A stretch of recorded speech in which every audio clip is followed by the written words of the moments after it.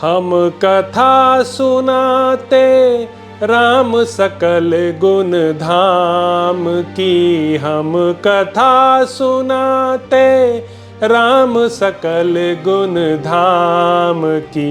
ये रामायण है पुण्य कथा श्री राम की। ये रामायण है पुण्य कथा श्री राम की। जम्बूदीपे भरत खंडे आर्यावर्ते भारत वर्षे। एक नगरी है विख्यात अयोध्या नाम की।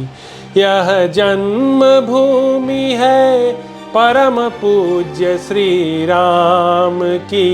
यह जन्म भूमि है परम पूज्य श्री राम की। यह रामायण है पुण्य कथा श्री राम की। यह रामायण है पुण्य कथा श्री राम की। श्रीमद् वाल्मीकि रामायण भारत का स्वर्णिम महाकाव्य। अरण्यकांड 5वां सर्ग। श्री राम, लक्ष्मण और सीता का शरभंग मुनि के आश्रम पर जाना, देवताओं का दर्शन करना और मुनि से सम्मानित होना तथा शरभंग मुनि का ब्रह्मलोक गमन।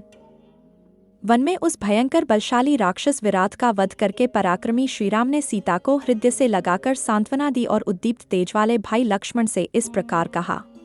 सुमित्रानंदन, यह दुर्गम वन बड़ा कष्टप्रद है। हम लोग इसके पहले कभी ऐसे वनों में नहीं रहे हैं। यहाँ के कष्टों का न तो अनुभव है और न अभ्यास ही है। अच्छा, हम लोग अब शीघ्र ही तपोधन शरभंग जी के पास चले। ऐसा कहकर श्री रामचंद्र जी शरभंग मुनि के आश्रम पर गए। देवताओं के तुल्य प्रभावशाली तथा तपस्या से शुद्ध अंतःकरण वाले अथवा तप के द्वारा परब्रह्म परमात्मा का साक्षात्कार करने वाले शरभंग मुनि के समीप जाने पर श्रीराम ने एक बड़ा अद्भुत दृश्य देखा। वहां उन्होंने आकाश में एक श्रेष्ठ रथ पर बैठे हुए देवताओं के स्वामी इंद्रदेव का दर्शन किया, जो पृथ्वी का स्पर्श नहीं कर रहे थे। उनकी कांति सूर्य और अग्नि के समान प्रकाशित होती थी। वे अपने तेजस्वी शरीर से देदीप्यमान हो रहे थे। उनके पीछे और भी बहुत से देवता थे। उनके दीप्तिमान आभूषण चमक रहे थे तथा उन्होंने निर्मल वस्त्र धारण कर रखा था। उन्हीं के समान वेशभूषा वाले दूसरे बहुत से महात्मा इंद्रदेव की पूजा, स्तुति, प्रशंसा कर रहे थे। उनका रथ आकाश में खड़ा था और उसमें हरे रंग के घोड़े जुते हुए थे। श्रीराम ने निकट से उस रथ को देखा। वह नवोदित सूर्य के समान प्रकाशित होता था। उन्होंने यह भी देखा कि इंद्र के मस्तक के ऊपर श्वेत बादलों के समान उज्ज्वल तथा चंद्रमंडल के समान कांतिमान निर्मल छत्र तना हुआ है, जो विचित्र फूलों की मालाओं से सुशोभित है। श्रीराम ने सुवर्णमय इंडे वाले 2 श्रेष्ठ एवं बहुमूल्य चवर और व्यंजन भी देखे, जिन्हें 2 सुंदरियां लेकर देवराज के मस्तक पर हवा कर रही थीं। उस समय बहुत से गंधर्व, देवता, सिद्ध और महर्षिगण उत्तम वचनों द्वारा अंतरिक्ष में विराजमान देवेंद्र की स्तुति करते थे और देवराज इंद्र शरभंग मुनि के साथ वार्तालाप कर रहे थे। वहां इस प्रकार शतक्रतु इंद्र का दर्शन करके श्रीराम ने उनके अद्भुत रथ की ओर अंगुली से संकेत करते हुए उसे भाई को दिखाया और लक्ष्मण से इस प्रकार कहा। लक्ष्मण, आकाश में वह अद्भुत रथ तो देखो, उससे तेज की लपटें निकल रही हैं।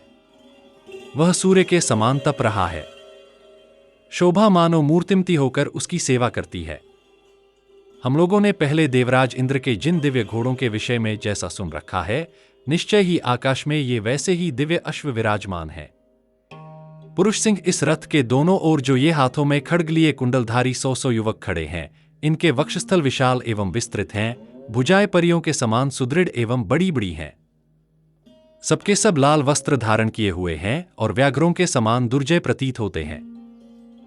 सुमित्रानंदन, इन सबके हृदय देशों में अग्नि के समान तेज से जगमगाते हुए हार शोभा पाते हैं। ये नवयुवक 25 वर्षों की अवस्था का रूप धारण करते हैं। कहते हैं, देवताओं की सदा ऐसी ही अवस्था रहती है जैसे ये पुरुष प्रवर दिखाई देते हैं। इनका दर्शन कितना प्यारा लगता है। लक्ष्मण, जब तक कि मैं स्पष्ट रूप से यह पता न लगा लूं कि रथ पर बैठे हुए ये तेजस्वी पुरुष कौन है, तब तक तुम विदेहनंदिनी सीता के साथ एक मुहूर्त तक यहीं ठहरो। इस प्रकार सुमित्रा कुमार को वहीं ठहरने का आदेश देकर श्री रामचंद्र जी टहलते हुए शरभंग मुनि के आश्रम पर गए। श्री राम को आते देख शचीपति इंद्र शरभंग मुनि से विदा ले देवताओं से इस प्रकार कहा। श्री रामचंद्र जी यहाँ आ रहे हैं। वे जब तक मुझसे कोई बात न करें, उसके पहले ही तुम लोग मुझे यहाँ से दूसरे स्थान में ले चलो। इस समय श्री राम से मेरी मुलाकात नहीं होनी चाहिए। इन्हें वह महान कर्म करना है जिसका संपादन करना दूसरों के लिए बहुत कठिन है। जब ये रावण पर विजय पाकर अपना कर्तव्य पूर्ण करके कृतार्थ हो जाएंगे, तब मैं शीघ्र ही आकर इनका दर्शन करूंगा। यह कहकर वज्रधारी शत्रुघ्न इंद्र ने तपस्वी शरभंग का सत्कार किया और उनसे पूछकर अनुमति ले वे घोड़े जुते हुए रथ के द्वारा स्वर्गलोक को चल दिए। सहस्र नेत्रधारी इंद्र के चले जाने पर श्री रामचंद्र जी अपनी पत्नी और भाई के साथ शरभंग मुनि के पास गए। उस समय ये अग्नि के समीप बैठकर अग्निहोत्र कर रहे थे। श्री राम, सीता और लक्ष्मण ने मुनि के चरणों में प्रणाम किया और उनकी आज्ञा से यहाँ बैठ गए। शरभंग जी ने उन्हें आतिथ्य के लिए निमंत्रण दे ठहरने के लिए स्थान दिया। तदंतर श्री रामचंद्र जी ने उनसे इंद्र के आने का कारण पूछा। तब शरभंग मुनि ने श्री रघुनाथ जी से सब बातें निवेदन करते हुए कहा। श्री राम, ये वर देने वाले इंद्र मुझे ब्रह्मलोक में ले जाना चाहते हैं। मैंने अपनी उम्र तपस्या से उस लोक पर विजय पाई है। जिनकी इंद्रियां वश में नहीं हैं, उन पुरुषों के लिए वह अत्यंत दुर्लभ है। पुरुष सिंह, परंतु जब मुझे मालूम हो गया कि आप इस आश्रम के निकट आ गए हैं, तब मैंने निश्चय किया कि आप जैसे प्रिय अतिथि का दर्शन किए बिना मैं ब्रह्मलोक को नहीं जाऊंगा। नरश्रेष्ठ, आप धर्मप्रायण महात्मा पुरुष से मिलकर ही मैं स्वर्गलोक तथा उससे ऊपर के ब्रह्मलोक को जाऊंगा। पुरुष शिरोमणे, मैंने ब्रह्मलोक और स्वर्गलोक आदि जिन अक्षय शुभ लोकों पर विजय पाई है, मेरे उन सभी लोकों को आप ग्रहण करें। शरभंग मुनि के ऐसा कहने पर संपूर्ण शास्त्रों ज्ञाता नरश्रेष्ठ श्री रघुनाथ जी ने यह बात कही।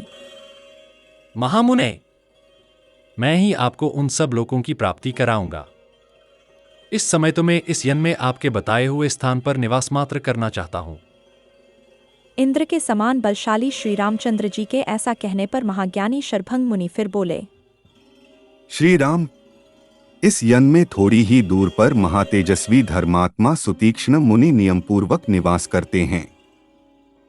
ये ही आपका कल्याण, आपके लिए स्थान आदि का प्रबंध करेंगे। आप इस रमणीय वन प्रांत के उस पवित्र स्थान में तपस्वी सुतीक्ष्ण मुनि के पास चले जाइए। वे आपके निवास स्थान की व्यवस्था करेंगे। श्री राम, आप फूल के समान छोटी छोटी डोंगियों से पार होने योग्य अथवा पुष्पमयी नौका को बहाने वाली इस मंदाकिनी नदी के स्रोत के विपरीत दिशा में इसी के किनारे किनारे चले जाइए। इससे वहां पहुंच जाइएगा।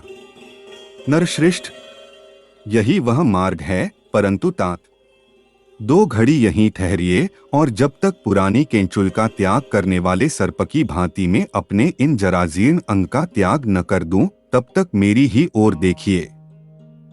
यूं कहकर महातेजस्वी शरभंग मुनि ने विधिवत अग्नि की स्थापना करके उसे प्रज्वलित किया और मंत्रोच्चारण पूर्वक घी की आहुति देकर वे स्वयं भी उस अग्नि में प्रविष्ट हो गए। उस समय अग्नि ने उन महात्मा के रोम, केश, जीर्ण त्वचा, हड्डी, मांस और रक्त सबको जलाकर भस्म कर दिया।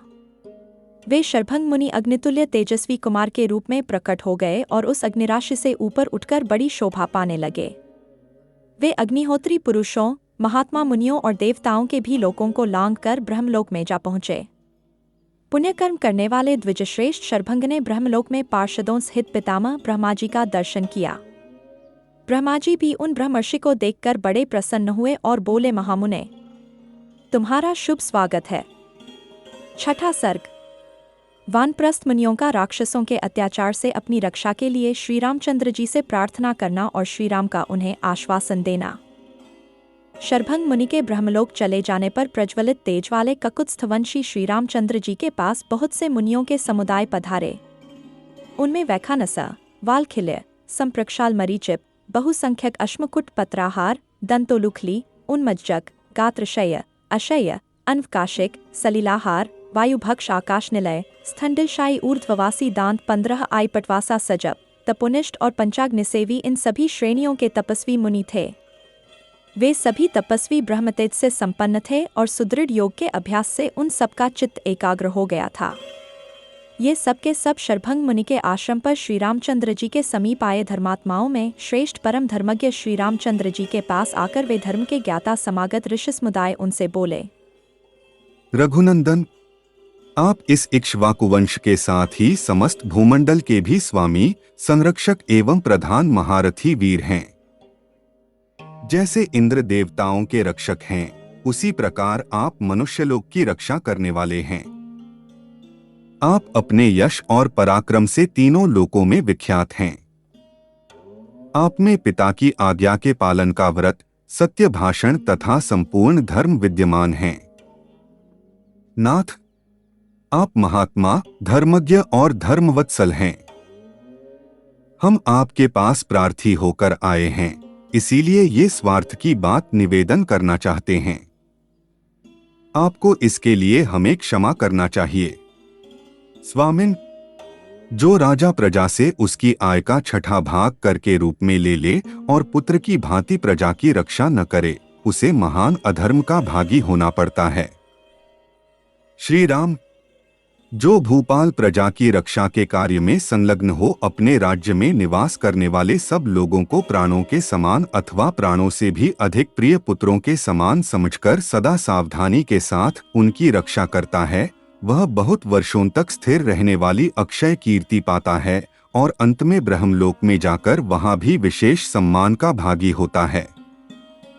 राजा के राज्य में मुनि फलमूल का आहार करके जिस उत्तम धर्म का अनुष्ठान करता है, उसका चौथा भाग धर्म के अनुसार प्रजा की रक्षा करने वाले उस राजा को प्राप्त हो जाता है।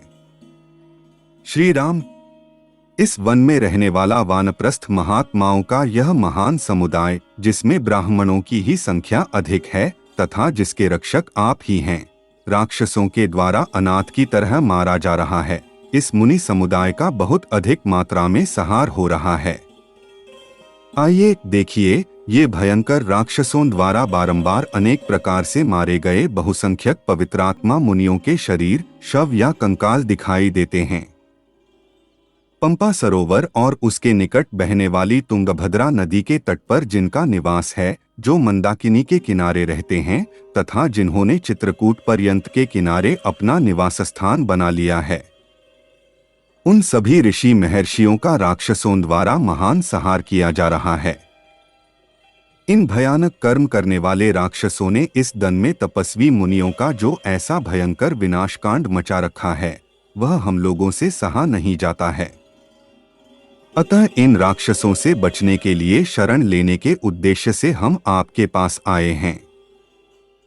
श्री राम, आप शरणागत वत्सल हैं, अतः इन निशाचरों से मारे जाते हुए हम मुनियों की रक्षा कीजिए। वीर राजकुमार, इस भूमंडल में हमें आपसे बढ़कर दूसरा कोई सहारा नहीं दिखाई देता। आप इन राक्षसों से हम सबको बचाइए। तपस्या में लगे रहने वाले उन तपस्वी मुनियों की ये बातें सुनकर ककुत्स्थ कुलभूषण धर्मात्मा श्रीराम ने उन सब से कहा, मुनिवरों, आप लोग मुझसे इस प्रकार प्रार्थना न करें। मैं तो तपस्वी महात्माओं का आज्ञापालक हूं। मुझे केवल अपने ही कार्य से वन में तो प्रवेश करना ही है, इसके साथ ही आप लोगों की सेवा का सौभाग्य भी मुझे प्राप्त हो जाएगा। राक्षसों के द्वारा जो आपको यह कष्ट पहुंच रहा है, इसे दूर करने के लिए ही मैं पिता के आदेश का पालन करता हुआ इस वन में आया हूं। आप लोगों के प्रयोजन की सिद्धि के लिए मैं देवात यहां आ पहुंचा हूं। आपकी सेवा का अवसर मिलने से मेरे लिए यह वनवास महान फलदायक होगा।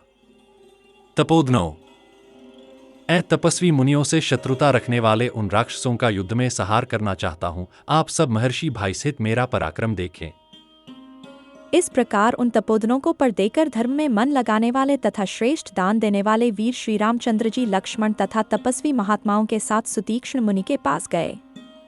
इस प्रकार श्री वाल्मीकि निर्मित आर्ष रामायण आदि काव्य के अरण्यकांड में छठा सर्ग पूरा हुआ। हम कथा सुनाते राम सकल गुण धाम की हम कथा सुनाते, राम सकल गुण धाम की ये रामायण है, पुण्य कथा श्री राम की ये रामायण है, पुण्य कथा श्री राम की। जम्बूदीपे भरत खंडे आर्यावर्ते, भारत वर्षे एक नगरी है, विख्यात अयोध्या नाम की। यह जन्म भूमि है परम पूज्य श्री राम की, यह जन्म भूमि है परम पूज्य श्री राम की। यह रामायण है, पुण्य कथा श्री राम की। यह रामायण है, पुण्य कथा श्री राम की।